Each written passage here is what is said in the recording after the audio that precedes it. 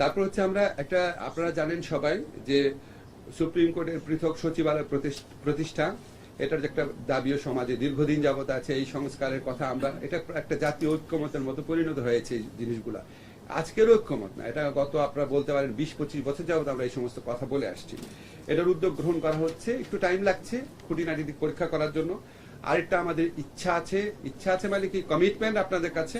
আমরা স্থায়ী attorney service, এটা আপনারা জানেন যে পিপিরা অনেক সময় অভিযোগ আসে, কিছু কিছু সময় অভিযোগ আসে যে পিপিরা যেহেতু দলীয়ভাবে নিয়োগ হন, এই জন্য অনেক সময় ওনারা নিরপেক্ষ ভূমিকা পালন করতে পারে না, রাষ্ট্রের পক্ষে ভূমিকা পালন না করে ক্ষমতাসীন দলের পক্ষে ভূমিকা পালন করেন। এই প্রবলেমের সলিউশন হচ্ছে স্থায়ী প্রসিকিউশন সার্ভিস প্রণয়ন করা, প্রতিষ্ঠা করা।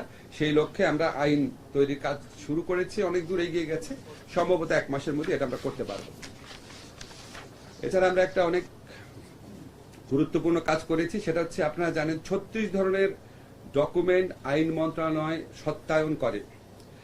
এই সত্যায়নগুলা গত 13 ডিসেম্বর থেকে এই সত্যায়ন প্রক্রিয়াকে অনলাইন ভিত্তিক করা হয়েছে।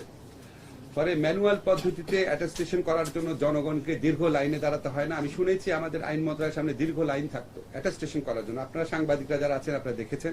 এটা আর করতে হচ্ছে না, বর্তমান পদ্ধতিতে ঘরে বসে 2-1 দিনের মধ্যে কার্যক্রম সম্পন্ন করা যাচ্ছে। এই পদ্ধতিতে সত্যায়নের পর বাংলাদেশি নাগরিকদের বিদেশি দূতাবাসে পুনরায় সার্ভিস ফি দিয়ে সত্যায়ন করা লাগছে না। আমাদের হিসাব হয়তো একটু এদিক সেদিকে হতে পারে, বছরে প্রায় 500 থেকে 700 কোটি টাকা জনগণের বেঁচে যাচ্ছে। এই জন্য অনলাইন ভিত্তিক সত্যায়ন করা হচ্ছে আইন মন্ত্রণালয় থেকে।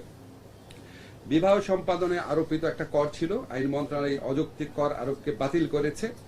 এটা হচ্ছে মোটামুটি এখন পর্যন্ত করা কাজ। আর পরবর্তীকালে আপনাদের জানাবো, আমরা দেওয়ানি এবং ফৌজদারি আইনের ফৌজদারি কার্যবিধি যেটা আছে, সেখানে আরো কিছু এরিয়া আইডেন্টিফাই করেছি। এরকম 15 থেকে 20টা এরিয়া অলরেডি আইডেন্টিফাই করেছি। আমরা সমস্ত আইনগত সংস্কার আশা করি আগামী 6 মাসের মধ্যে আমাদের যে প্রত্যাশা আছে সবগুলো আইনগত সংস্কার করে যাব।